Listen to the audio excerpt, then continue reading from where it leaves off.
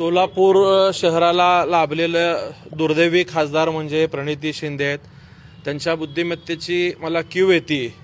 एकतर खासदारकीचा कालावधी वर्षभर झाल्यानंतर वर्षभरात त्यांनी किती निधी आणलं हे सोलापूरला सांगण्यापेक्षा आता जवळपास खासदारकीला 1.5-2 वर्ष पूर्ण झालेले आहेत। रोज मीडिया समोर किंवा ह्याच्यासमोर येऊन दिल्लीत बसून पोपटपंची करायचं, महिन्या-2 महिन्याला एकदा सोलापूरला आल्यानंतर काही लोकांच्या समोर जाताना केंद्रातनं त्यांनी किती निधी आणलंय हे सांगण्यापेक्षा उठसूट इतर पक्षांवरती टीका करण्याचं काम हे दुर्दैवी खासदार करतात। काल ग्रामीण भागात त्यांनी एक स्टेटमेंट केलं, त्याचा व्हिडिओ आज प्रसारमाध्यमांमधून आम्हाला ऐकायला मिळालं।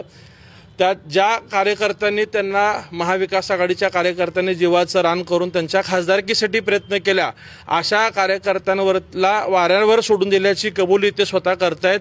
या ज्या निवडणुका लागलेल्या आहेत ग्रामीण भागाच्या, त्याचं मला काही घेणं देणं नाही। मी या निवडणुकीत लक्ष देत नाही आणि मी यात कुठलाही वेळ देत नाही अशी स्वतःच ते कबुली देऊन कार्यकर्त्यांच्या जखमांवरती मीठ चोळण्याचं काम हे खासदार करतात।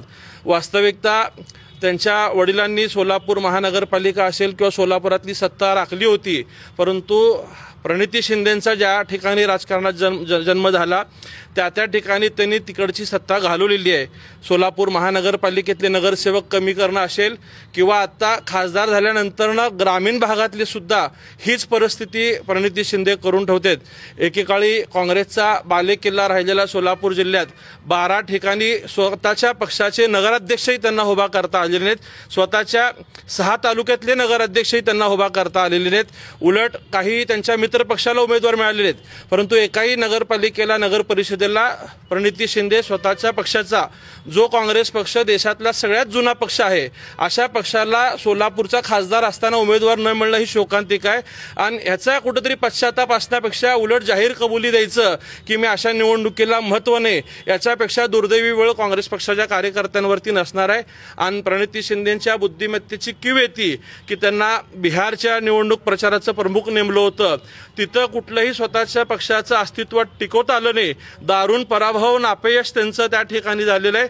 आणि ह्या सगळ्या गोष्टी झाकण्यासाठी मोदी साहेबांवरती टीका करणं असेल, फडणवीस साहेबांवरती टीका करणं, स्वतःची पात्रता नसताना मोठ्या लोकांवरती टीका करण्याचं काम सोलापूरचे दुर्दैवी खासदार करतात। नेहमी वायफळ बोलण्याचं काम त्यांच्याकडनं होतं। सोलापूरची विमानसेवा सुद्धा सुरू होणार नाही म्हणून त्यांनी ओपन चॅलेंज दिलं होतं आणि भारतीय जनता पार्टीने आदरणीय देवेंद्र फडणवीस साहेबांनी आणि विशेषतः पालकमंत्री म्हणून लाभलेले जयकुमार गोरे साहेबांमुळे सोलापूरची विमानसेवा 1 वर्षभराच्या आत सुरू झाली। त्यावेळीही त्यांनी गोव्याच्या विमानसेवेला टीका केली। आज गोव्याची विमानसेवा हाऊसफुल होते, मुंबईवरती बोलल्या, मुंबईची विमानसेवा सुरू झाली। हा सोलापूरचा जो विकास पालकमंत्री जयकुमार गोरे साहेबांच्या माध्यमातून सुरू आहे, हे कुठंतरी त्यांच्या पोटामध्ये दुखतंय, त्यांच्या डोळ्यात हे खुपतंय, म्हणून वारंवार पालकमंत्र्यांवरती टीका करण्याचं ते काम करतात। कालच्या भाषणामध्ये ते बोलले की पालकमंत्री चॉपरने आले, प्रचाराला फिरले। मला उलट कौतुक वाटतं की पालकमंत्री एवढा वेळ सोलापूरला देतात। तुम्ही खासदार म्हणून जितका वेळ दिला नाही त्याच्या 5 पट वेळ सोलापूरला पालकमंत्री म्हणून जयकुमार गोरे साहेबांनी दिले। कार्यकर्त्यांच्या पाठीशी भक्कमपणे उभं राहण्याचं काम म्हणून त्यांनी फॉर्म भरायच्या दिवशी प्रत्येक ठिकाणी पोहोचण्याचं काम केलं। या उलट तुम्ही खासदार म्हणून कोणाचेही फॉर्म भरायला गेला नाहीत, कोणाच्याही पाठीशी तुम्ही भक्कमपणे राहिले नाहीत। स्वतःच्या निवडणुका आल्या की कार्यकर्त्यांचा वापर करून घ्यायचा आणि निवडणुका संपलं की कार्यकर्त्यांना वाऱ्यावर सोडायची जी तुमची वृत्ती आहे ती पुन्हा एकदा आज या ठिकाणी दिसून आलेली आहे। आणि पालकमंत्री टक्केवारी घेऊन निधीचा वाटप करतात असा आरोप तुम्ही करताना तुमच्या जिभेला हाड नाहीये हे तुम्ही पुन्हा एकदा त्या ठिकाणी सिद्ध करून दाखवलंय। वास्तविक पाहता पालकमंत्र्यांच्या माध्यमातून सोलापूर शहरातील प्रत्येक तालुक्याला भरभरून निधी मिळालेला आहे।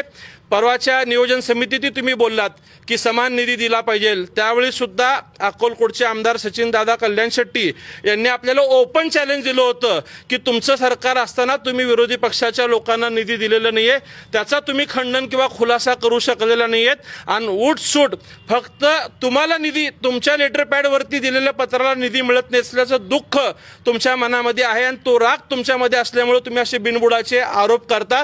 वास्तविक जर तुम्ही आकडेवारी काढून बघितली तर सर्वाधिक निधी पालकमंत्र्यांच्या माध्यमातून सर्व तालुक्याला दिलेला आहे।